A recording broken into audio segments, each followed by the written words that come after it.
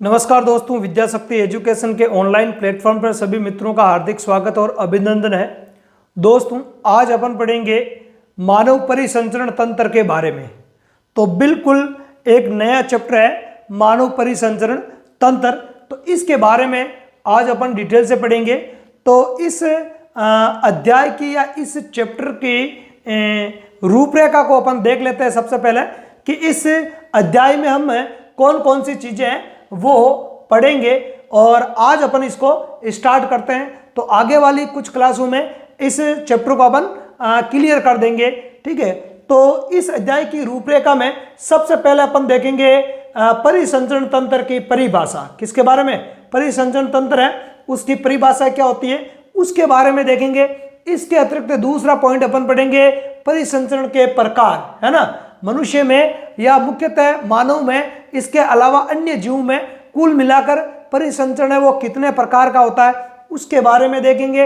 इसके अलावा तीसरा पॉइंट अपन पढ़ेंगे मानव परिसंचरण तंत्र के बारे में, है ना, क्योंकि मुख्य जो चैप्टर है वो मानव परिसंचरण तंत्र का ही है। तो अन्य जीवों के परिसंचरण तंत्र के बारे में अपन यहाँ पर नहीं पढ़ेंगे, नाम मात्र की जानकारी पढ़ेंगे, ठीक है। इसके अलावा ज्यादातर इस लेसन में हम मानव परिसंचरण तंत्र के बारे में पढ़ेंगे। और मानव परिसंचरण तंत्र में एक तो अपन डिटेल से देखेंगे रक्त के बारे में और एक देखेंगे लसिका के बारे में, है ना। रक्त और लसिका दोनों ही मानव परिसंचरण तंत्र के भाग होते हैं, ठीक है। तो इनके बारे में डिटेल से देखेंगे, मतलब रक्त परिसंचरण के साथ साथ हम लसिका तंत्र को भी अपन यहां से डिटेल से देखेंगे, ठीक है। इसके अलावा चौथा पॉइंट पढ़ेंगे अपन रक्त समूहीकरण, है ना।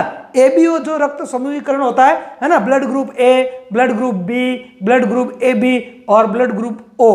तो चारों प्रकार का जो ब्लड ग्रुप होता है ए प्लस ए माइनस, उसके बारे में भी पढ़ेंगे, ठीक है। और पांचवा पॉइंट जो है RH कारक है। क्या है? RH कारक। RH कारक के कारण ही रुधिर प्लस और माइनस होता है। कहते हैं ना, रुधिर ए प्लस है, ए नेगेटिव है, या ए पॉजिटिव है, या ओ पॉजिटिव ओ नेगेटिव, तो वो RH कारक के कारण होता है। तो उस RH कारक के कारण रुधिर के प्रकार वो भी अपन पढ़ेंगे। और इसके अलावा हम पढ़ेंगे रुधिर का थक्का बनना या रक्त स्कंदन को पढ़ेंगे। जब चोट लग जाती है तो रुधिर का थक्का कैसे बनता है, रक्त स्कंदन कैसे होता है, ठीक है।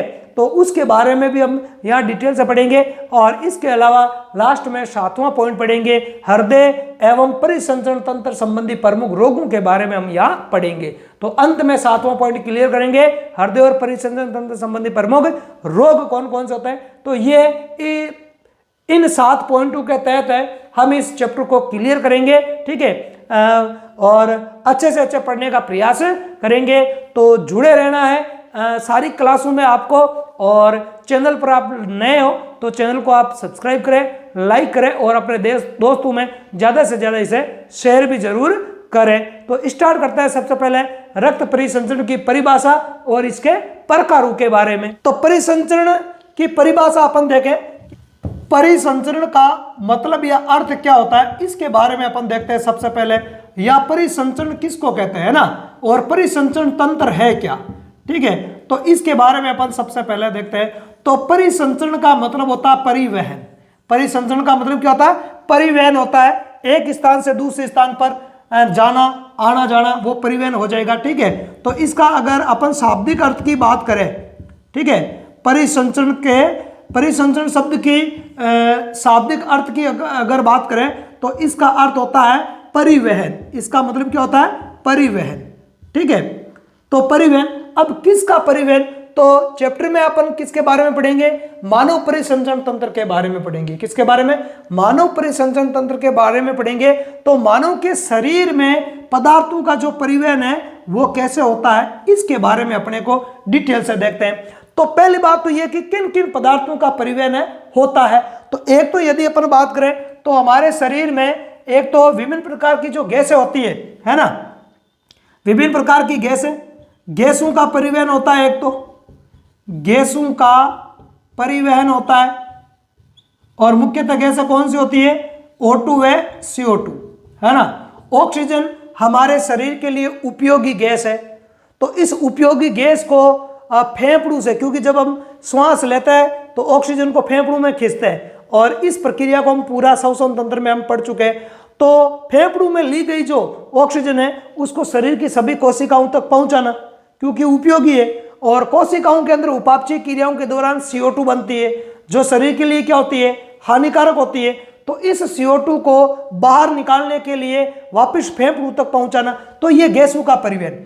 तो इन गैसों का परिवहन है, एक तो इनका परिवहन होता है हमारे शरीर के अंदर। इसके अलावा अगर बात करें तो जितने भी भोज्य पदार्थ है उनका परिवहन होता है। पोषक पदार्थ कह दो या भोज्य पदार्थ कह दो, है ना। पोषक पदार्थों का परिवहन, पोषक पदार्थों का परिवहन, इनका परिवहन होता है एक, है ना। जैसे हम मान लिया कि हमने भोजन किया है, ठीक है, तो हमने जो भी भोजन किया है उस भोजन का पाचन तंत्र के द्वारा क्या होता है, पाचन होता है। आमाशय, छोटी आंत, बड़ी आंत, इन सब में पाचन होता है, ठीक है। और पाचन तंत्र के बारे में हम पहले से डिटेल से पढ़ चुके हैं। यदि वो क्लास आपने नहीं देखी है तो आप बायोलॉजी की प्लेलिस्ट में जाकर वो क्लास जरूर देखें। तो पाचन के पश्चात जो भी अवशोषित पदार्थ है वो शरीर की सभी कोशिकाओं तक पहुंचा दिए जाएंगे, जहां उनका उपयोग ऊर्जा प्राप्ति के लिए या शरीर निर्माण के लिए या अदर जैव रासायनिक क्रियाओं में कर लिया जाता है। तो पोषक पदार्थों का परिवहन है वो किया जाता है। और इसके अतिरिक्त अगर अपन बात करें तो इन उपापचय क्रियाओं के दौरान शरीर में जितनी भी उपापचय क्रियाएं होती है उन उपापचय क्रियाओं के दौरान बहुत सारे हानिकारक अपशिष्ट पदार्थ भी बनते हैं, है ना। हानिकारक अपशिष्ट बनते हैं तो उन अपशिष्ट पदार्थों का उत्सर्जी अंगों तक परिवहन किया जाता है ना। अपशिष्ट पदार्थों का, अपशिष्ट पदार्थ जितने भी बनते हैं शरीर के अंदर, तो अपशिष्ट पदार्थों का उत्सर्जी अंगों तक परिवहन, पदार्थों का उत्सर्जी अंगों तक परिवहन, उत्सर्जी अंगों तक परिवहन, उत्सर्जी अंगों तक परिवहन है वो किस प्रकार से होता है, तो इसके बारे में पढ़ेंगे अपन डिटेल से। मतलब मुख्यतः इन 3 प्रकार के पदार्थों का परिवहन है, गैसों का परिवहन है, पोषक पदार्थों का परिवहन है और अपशिष्ट पदार्थों का उत्सर्जी अंगों तक परिवहन। क्योंकि अपशिष्ट पदार्थों को कहां से निकाला जाएगा, उत्सर्जी अंगों से ही निकाला जाएगा। तो शरीर की प्रत्येक कोशिका में बनने वाले जितने भी उत्सर्जी पदार्थ हैं उन सबको उनके उत्सर्जी अंगों या उत्सर्जी भागों या उत्सर्जन तंत्र तक पहुंचाने का कार्य है वो भी परिवहन में शामिल होगा। तो ये इन चीजों का हमारे शरीर में, इन घटकों का हमारे शरीर में क्या होता है, परिवहन होता है। क्या होता है, परिवहन होता है। तो इस परिवहन के लिए, इस परिवहन के कार्य के लिए हमारे शरीर में जो भी तंत्र पाया जाता है, जो भी तंत्र पाया जाता है उस तंत्र को ही अपन क्या कहते हैं, परिवहन तंत्र कहते हैं या परिसंचरण तंत्र कहते हैं। क्या कह सकते हैं इसको, परिवहन तंत्र भी कह सकते हैं। क्या कह सकते हैं, परिवहन तंत्र भी कह सकते हैं या परिसंचरण तंत्र है वो भी अपन इसको कह सकते हैं, ठीक है। तो इसी परिसंचरण तंत्र के बारे में अपने को इस चैप्टर में डिटेल से देखना है। अब ये जो परिवहन तंत्र है या जो ये परिसंचरण तंत्र है, यदि मनुष्य के अलावा अन्य और जीवों को इसमें अगर अपन शामिल करें तो ये परिसंचरण तंत्र है 2 प्रकार का होता है। कितने प्रकार का होता है, 2 प्रकार का होता है। उसके बारे में अपन देखेंगे, ठीक है। इसके अलावा जो सरल संरचना वाले जो जीव होते हैं उनमें इस प्रकार का परिवहन तंत्र है वो नहीं पाया जाता है। तो इसके बारे में अपन देखते हैं आगे। यदि हम जीवों में परिवहन की बात करें, है ना, यदि अपन जीवों में परिवहन की बात करें तो अपन ऐसे कह सकते हैं कि एक तो होते हैं एक कोशिकीय जीव। किस प्रकार के, एक कोशिकीय अथवा बहुकोशिकीय सरल संरचना वाले जीव। एक कोशिकीय एवं बहुकोशिकीय सरल संरचना वाले जीव, बहुकोशिकीय सरल संरचना वाले जीव, सरल संरचना वाले जीव। और इसके अलावा जो बहुकोशिकीय जटिल संरचना वाले जो जीव होते हैं उनके अगर अपन बात करें, बहुकोशिकीय जटिल संरचना वाले जीव, बहुकोशिकीय जटिल संरचना वाले जीव, जटिल संरचना वाले जीव। तो एक कोशिकीय और बहुकोशिकीय जीव जिनकी जो संरचना होती है वो बिल्कुल है बहुकोशिकीय सरल संरचना, है ना, ध्यान रखना यहाँ सरल है। सरल संरचना वाले जीवों की अगर अपन बात करें तो इन जीवों के अंदर क्या होता है कि मुख्यतः गैसों का विनिमय, किनका, गैसों का विनिमय। इसके अलावा बात करें तो भोजन का अंतर्ग्रहण मतलब भोजन को ग्रहण करना, और अपशिष्ट पदार्थों का उत्सर्जन। अपशिष्टों का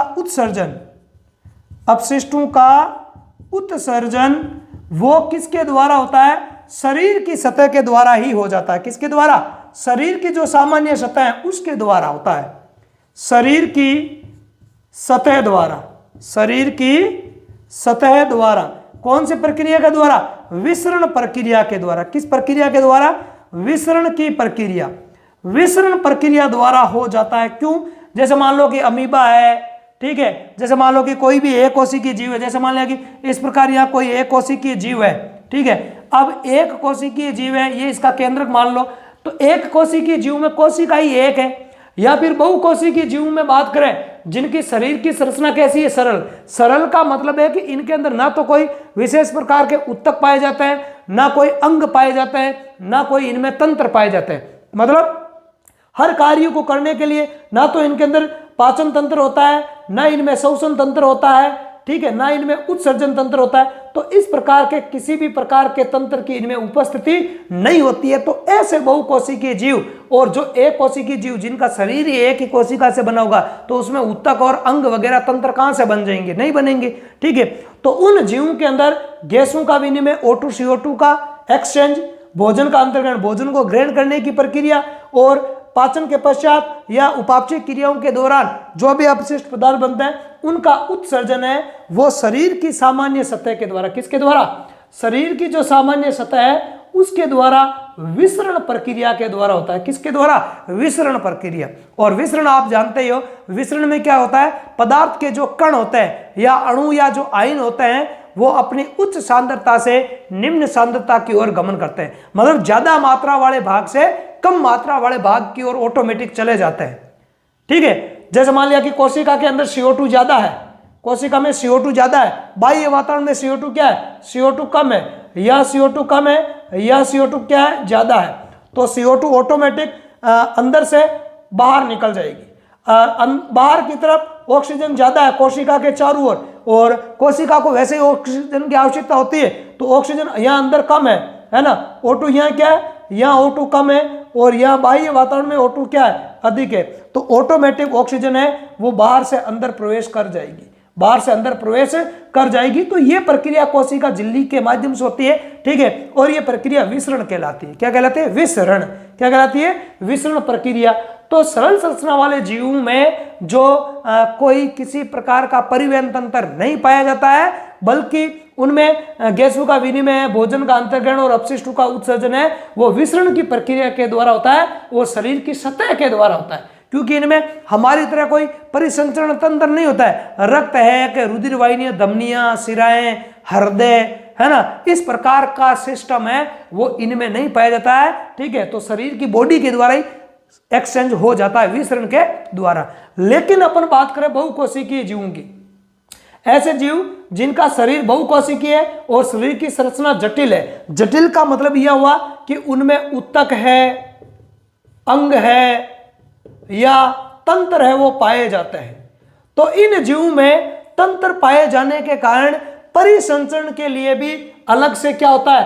परिसंचरण तंत्र इनमें पाया जाता है। क्या पाया जाता है? परिसंचरण तंत्र इनमें पाया जाता है, क्योंकि ये जीव बहुकोशिकीय है और इनके शरीर की संरचना जटिल है। जटिल का मतलब है कि इनमें कोशिकाएं मिलकर ऊतक बनाती है, इसके अलावा अंग बनाती है, अंग मिलकर तंत्र का निर्माण करते हैं। तो इनकी शरीर की संरचना काफी जटिल होती है और हर कार्य को करने के लिए तंत्र होता है। जैसे पाचन का कार्य करने के लिए इनमें पाचन तंत्र होगा, है ना, परिसंचरण का कार्य करने के लिए इनमें परिसंचरण तंत्र होगा, ठीक है। इस प्रकार विभिन्न प्रकार के तंत्र इनमें पाए जाते हैं। तो मनुष्य भी एक जटिल संरचना वाला बहुकोशिकीय जीव है। तो इस प्रकार मनुष्य में एक विशेष प्रकार का परिसंचरण तंत्र है वो पाया जाता है, ठीक है। तो अब ये परिसंचरण है वो कितने प्रकार का होता है इसके बारे में अपन देखें। जीव में परिसंचरण तंत्र, ठीक है, परिसंचरण तंत्र तो ये 2 प्रकार का होता है। कितने प्रकार का होता है? ये जो परिसंचरण तंत्र है जीव में पाए जाने वाले परिसंचरण तंत्र को अपन दो भागों में डिवाइडेड कर सकते हैं। ठीक है, एक तो हो जाएगा अपने खुले प्रकार का परिसंचरण तंत्र और एक हो जाएगा बंद प्रकार का परिसंचरण तंत्र। ठीक है, खुला परिसंचरण तंत्र, खुला परिसंचरण तंत्र और एक हो जाएगा बंद परिसंचरण तंत्र। कौन सा हो जाएगा? बंद परिसंचरण तंत्र, बंद परिसंचरण तंत्र। तो ये दो प्रकार का परिसंचरण तंत्र है वो जीव में देखने को मिलता है। ठीक है, अब मुख्यतः अगर अपन बात करें तो परिसंचरण में जो रक्त होता है उसका परिसंचरण होता है और मेनली रक्त ही सभी पदार्थों को एक ऊतक से दूसरे ऊतक या एक अंग से दूसरे अंग या शरीर में सभी जगहों तक पहुंचाने का कार्य करता है। ठीक है, तो रक्त परिसंचरण तंत्र भी अपन इसको कह सकते हैं, मुख्यतः क्या कह सकते हैं? रक्त परिसंचरण तंत्र भी अपन इसको बोल सकते हैं। तो ये जो रक्त परिसंचरण तंत्र या परिसंचरण तंत्र है वो दो प्रकार का होता है, एक तो खुला परिसंचरण तंत्र और एक बंद परिसंचरण तंत्र। क्या हो जाएगा? बंद परिसंचरण तंत्र। अब खुला परिसंचरण तंत्र क्या होता है कि इसमें क्या होता है कि जो रक्त होता है, रक्त का प्रवाह है, रक्त का प्रवाह बंद नलिकाओं में नहीं होता है। इनमें रक्त का प्रवाह है वो बंद नलिकाओं में नहीं होता है, बंद रक्त वाहिनियों में नहीं होता है, बंद रक्त वाहिनियों में नहीं होता है ना, रक्त वाहिनियों में नहीं होता है। जैसे अपन रक्त वाहिनियों की बात करें, धमनी और शिराएं, धमनी और शिराएं रक्त वाहिनी होती है, धमनी और शिराएं। तो इनमें जो धमनी और सिरे होते हैं वो बंद प्रकार की नहीं होती, खुले प्रकार की होती है। जिनके जो सिरे होते हैं वो खुले होते हैं, तो रक्त ऐसे ही बहता है। इसके अलावा इनमें जो रक्त होता है वो रक्त कोटरू में पाया जाता है। किसमें पाया जाता है? रक्त कोटरू में।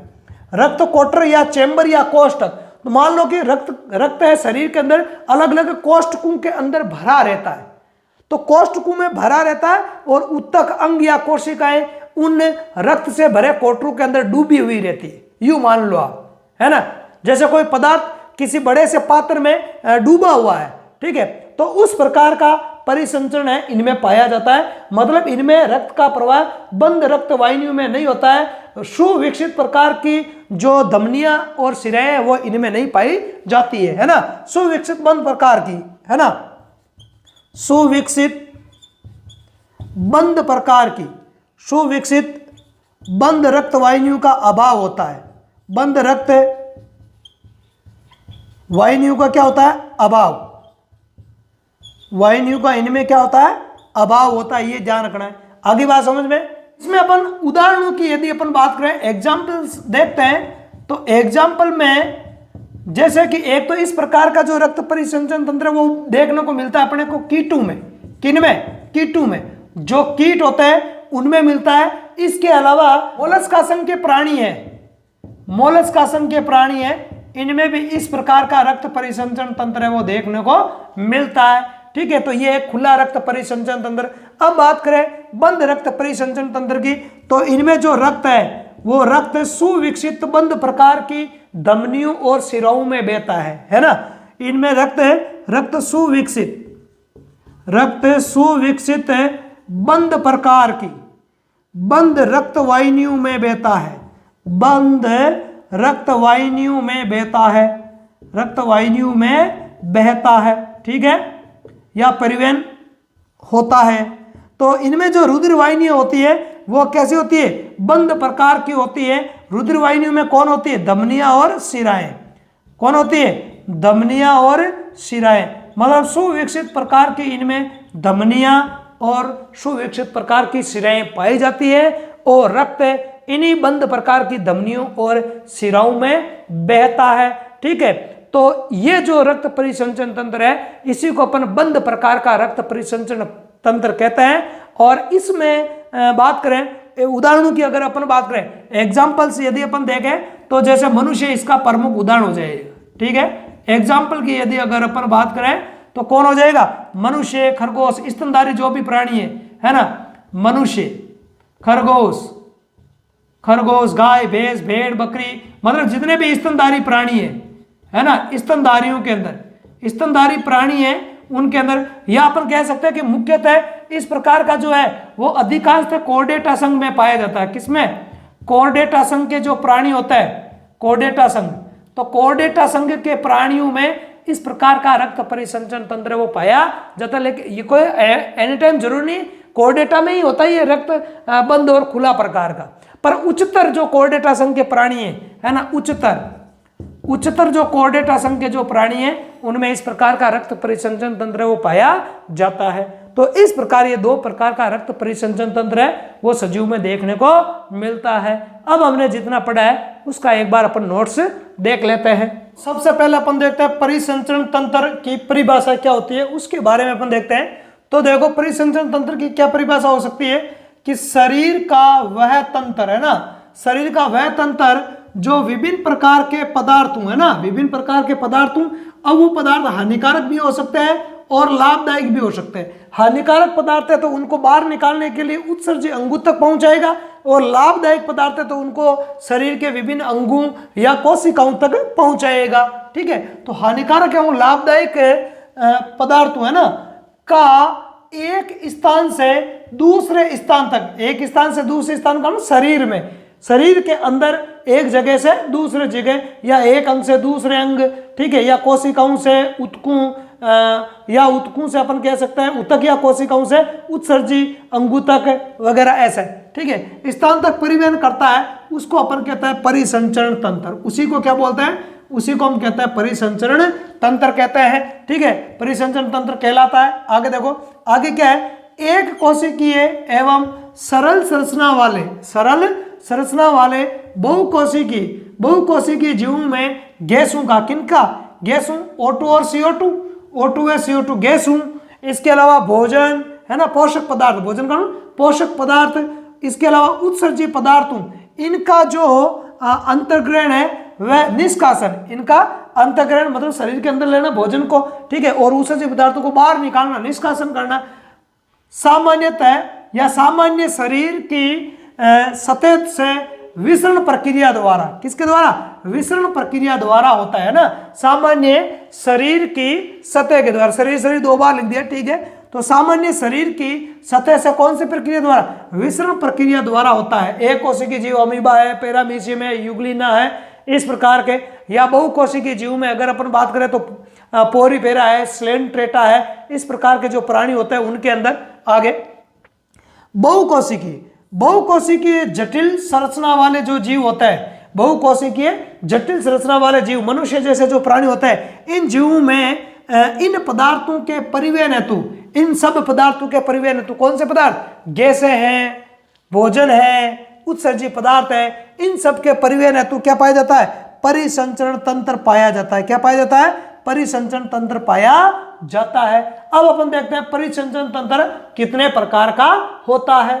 तो परिसंचरण तंत्र के प्रकार यदि अपन देखें तो परिसंचरण तंत्र निम्न दो प्रकार का होता है। कितने प्रकार का होता है, दो प्रकार का रक्त परिसंचरण है वो देखने को मिलता है। एक तो है खुला रक्त परिसंचरण तंत्र और एक है बंद रक्त परिसंचरण तंत्र। तो दो प्रकार का परिसंचरण तंत्र है जीव में पाया जाता है। ठीक है, बंद प्रकार के और खुले प्रकार को अपन देखते हैं। सबसे पहले देखते हैं खुले प्रकार का रक्त परिसंचरण तंत्र। तो खुला रक्त परिसंचरण तंत्र क्या होता है, ऐसा रक्त परिसंचरण तंत्र जिसमें रक्त सुविकसित बंद नलिकाओं में, है ना, बंद नलिकाओं में नहीं बहता है ना, अर्थात जिनमें धमनियां और शिराएं नहीं पाई जाती है। ठीक है,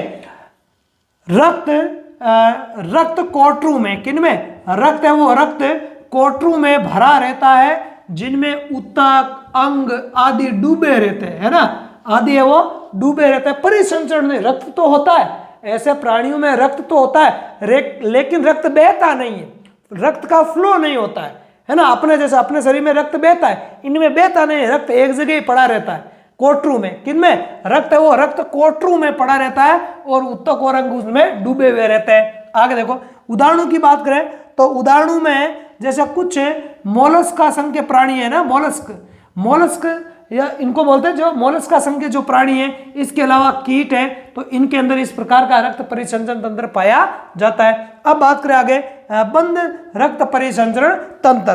तो ऐसा रक्त परिसंचरण तंत्र